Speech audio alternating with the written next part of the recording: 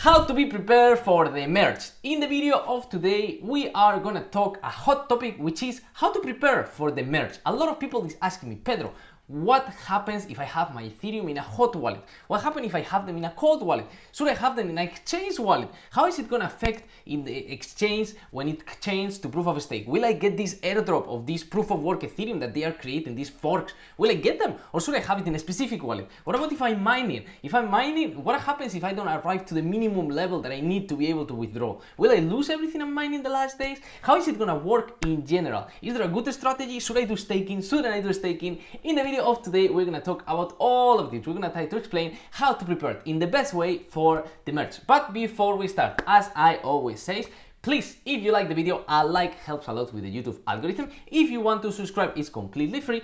And I have to say, we have opened our own shop for ASIC miners. So if you are interested in looking for ASIC miners at the best price, I swear we have one of the best price in the world right now, you can check it out in the link in the description. And with all that said already, let's go! Okay, so here we are, and as I said, we are very close to the merge. How close? Well, if you go to the page when merge, which basically is a countdown for the merge, you can see that we are only 18 days from the merge. For people who don't know, the merge is basically when Ethereum will pass from proof of stake, from proof of work to proof of stake. There won't be any more mining, and they are going to change the full basic chain where Ethereum works to the Bacon chain. Okay, it's basically a change on the chain they are using and the proof that they are using to, well, validate blocks. That's basically the resume. So what happens with the merge? Do we have to do anything at all without Ethereum in general? Should we keep them in the main chain? What if we have them in Polygon? We're going to solve all those problems, and we're going to start by the main one.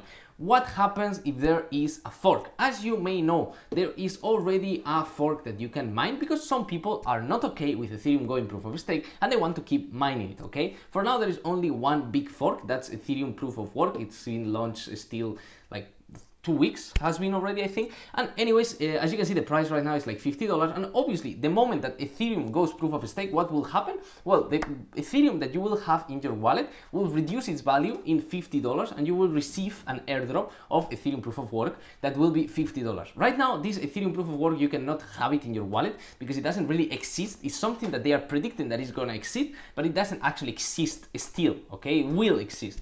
So, can I get this in my wallet in Binance? Can I get it in MetaMask? How does it work? Well, it's very simple, okay? In the moment that you have Ethereum, in general, you don't have to do anything, okay? When you have Ethereum, Ethereum will pass from Ethereum, proof of work version to proof of stake by itself. You don't have to do anything. The thing is, if you are in an exchange, there is the possibility that when this happens and Ethereum pass from proof of work to proof of stake, this new Ethereum proof of work that they will give you to you in the airdrop, you may not get it, okay? You would like to have a decentralized wallet, okay? I'm talking basically MetaMask. If you have MetaMask, okay, and you are in the network of Ethereum, because right now I'm in the network of Binance Smart Chain. So if you're in the network of Ethereum and you have your Ethereums here, you will receive any airdrop that you will possibly get, okay? Maybe there is one fork, maybe there is 2 forks, maybe there is 20 forks. You'll get all of them, okay? How will it work? Basically, you will have them, but they won't appear here like directly. So you will have to go here to like import token, and you have to go to custom token and import the token address of this new Ethereum, okay? If you go to CoinMarketCap, for example, you can see that the contract address, you can have it here for Ethereum, is this one, okay? But for example, if you want Ethereum work, which is basically Ethereum proof of work, as I said, right now it doesn't have the description yet because it doesn't really exist right now. What you are seeing in the exchanges is kind of like a bet, but it's not the actual chain because right now it's the same chain as Ethereum. But in the moment that this will happen, you just go to your MetaMask, you add the token, okay? You go here downstairs, down, you go to import tokens, you put the custom token and you put the token address and you save it, okay? And it will appear, okay? It will appear. You already have it, okay? Even if you don't see it, you have it. So it's very easy if you have it in a decentralized wallet, okay? What happens if you have it in a centralized wallet, like for example, Binance? Well, in Binance, you have a risk, which is the Binance not accepting the token, not actually listing the token, okay? This can happen. We saw some news that basically Binance was saying that they will support most probably the fork, and they will show this this token in case you want to get it in your Binance wallet. So if you just have your Ethereum in your wallet, you just receive it and that's all, okay? There won't be any problem, but it depends on the exchange. As you may know, this Ethereum proof of work right now exists in Poloniex, it exists in Gate.io, I think, and Binance didn't put it, at least yet. So if you leave your Ethereum in an exchange, maybe you won't get that airdrop. It depends on the exchange. Most probably you will, because I think most of the big exchanges, if the airdrop is significant, like if it costs $50, which is significant, it's like 4% of the full price of Ethereum. No, not 4%, something like more like 3.5%. It is significant, so most probably they will list it, okay? But if it's not, if it's like $2, maybe they don't list it. So that's $2 that you are losing for every Ethereum that you have. So you probably want to get a decentralized wallet or even a ledger. I think in the ledger it works the same. I know I'm not like expert on ledger, but if you have it on ledger, I think it should be by itself. It works the same. It's just it's not connected to the internet. So it should be alright, you should receive it. What happens if you have your Ethereum in another chain? There's a lot of people who has Ethereum in Polygon chain, in Arbitrum chain, in other chains, okay? That's not Ethereum, okay? You need to understand that is not Ethereum, that is wrapped Ethereum. What is wrapped Ethereum? Wrapped versions is basically when you pass a token from one chain to another, basically you are not actually passing the token. What you're doing is this Ethereum, you're sending it to an address, it's getting blocked in there, and in exchange they are giving you a wrapped Ethereum, which is a different Ethereum in a different chain, okay? That's how bridges work, and that's why they are so exploitable, and there's a lot of hacks around it. So if you have Ethereum in the Polygon network, you won't get any airdrop, okay? You won't get any airdrop on this Ethereum, so you won't get that fork Ethereum that is mineable. You won't get any of that. So you will lose 4% of your value right away in case that the Ethereum proof of work is very strong, okay? If you had a high price, you have a problem there because you are going to lose value, okay? Don't be stupid. Don't leave it on the chain of Polygon. Don't leave it on the chain of Arbitrum or Avalanche. It doesn't matter. Just leave it on the main chain of Ethereum. It has to be on the Ethereum chain, okay? That's the first thing that I wanted to comment, okay? Have that very clear. It's better if you have it in a decentralized wallet. As I said, Binance probably you won't have any problem. A lot of big exchanges, I think they're gonna list the tokens, but you never know. The only thing we know for sure is in your decentralized exchange wallet, for sure, in the decentralized wallet, not exchange, it will appear for sure. And you just can use it with Uniswap, you can just do whatever you want, okay? So that's the first thing. Second thing I wanted to comment, there's a lot of people asking me, Pedro, should I do staking of Ethereum 2.0 already? Well, that's a tough call because I don't really know what to tell you. Right now you can do Ethereum staking with Lido or for example with Binance. Binance is actually offering staking and they give up to 5.2% APR in Ethereum 2.0. I don't know, okay, doing staking right now of Ethereum has a big problem, which is you cannot take your Ethereum out until I think 1 year passes.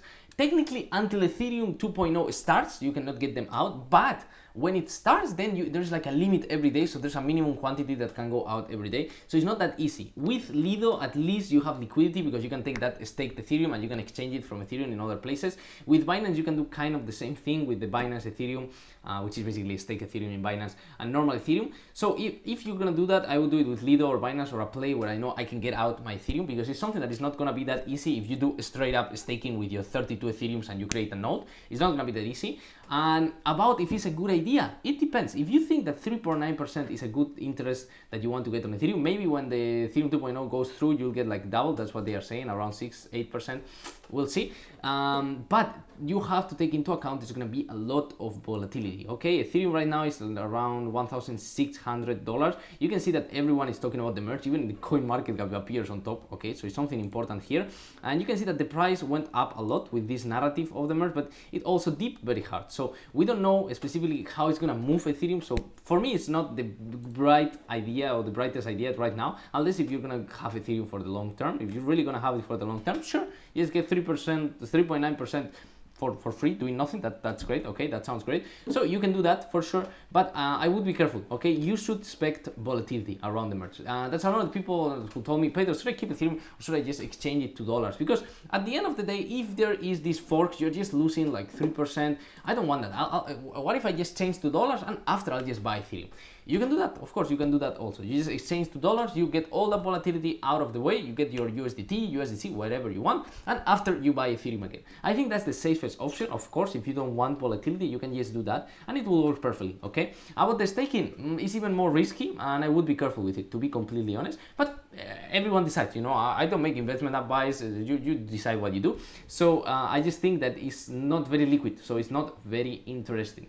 And lastly, I would like to talk about what happens if you are mining. There's a lot of people who's mining, like for example me, and well, we have our miner, we're earning some dollars or some tokens of Ethereum. In this case, we're getting some Ethereum and getting, in this case, 0.001 per day, which is pretty few, but I'm getting some. What happens if I like? What happens when the merge comes? Can I get my money because I'm getting paid in the pool? Can I get it out? Can I not get it out? What part can I get out? Well, this is very simple. If you go to your pool, in this case, I'm in Ethermine mining, so you go to Ethermine. They made an announcement, and in Ethermine you can see that what they are saying is basically from the 15th of September, you won't be able to mine with them anymore. They are not gonna support that fork also, so you won't be able to mine with them.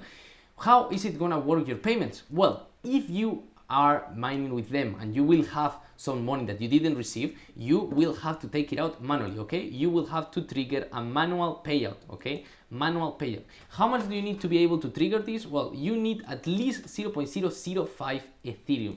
This depends on the pool. If you're mining on Hybion, which has very, very high minimum, I think the minimum is like 0.2.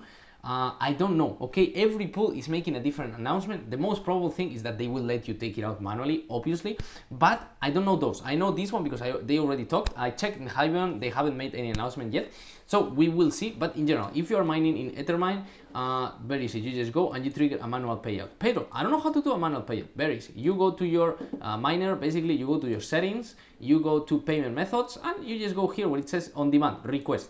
Here, request is gonna tell you how much you're gonna pay in fees, and you just get paid, okay? What I would do is I would mine all the way to the merge, and I would get paid after the merge, so I don't leave anything there, okay? I want to leave it on zero. I don't want to leave it then like $3. That would be stupid, so that's it. Also, as I said, you have to have at least 0.005 Ethereum. How much is that? It's around $10, okay? With $10 you can take it out. Less than $10 they won't let you put it out, so have at least $10 and then you'll be good to go, okay? Very simple. And with that is mainly the main things I wanted to say. I wanted to also talk about the arbitrage opportunity between the futures and the spot price of Ethereum. As you can see right now, it's around $12, the difference in price, while the fork is valued in $50. Like, that's just crazy. I mean, it's just crazy. If it was me, I mean, I think they have to open more. I think it's just not really showing the price of the market. They are just valuing more the risk of Ethereum not actually transitioning to 2.0 correctly, which is a big risk actually. So just losing $12 to be able to win $50 up to 70. We see the price of yesterday, which I don't know why it went so high, to be completely honest. I think it's pretty interesting. In my opinion, it's pretty interesting. So yeah, that's a great opportunity you can take on. I mean, not financial advice, but you can take on that opportunity if you want. We commented in the strategy for the merge. I made the video about it, and that's basically all I wanted to say.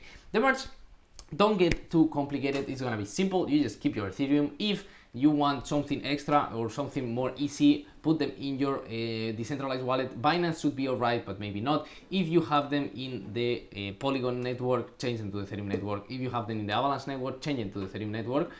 Staking, I don't think is the best idea right now, and expect volatility. That's all I can tell you. I hope you enjoyed the video. If you did, please give it a thumbs up for the YouTube algorithm, and you can always subscribe, as I always say, and I'll see you on the next video. Bye!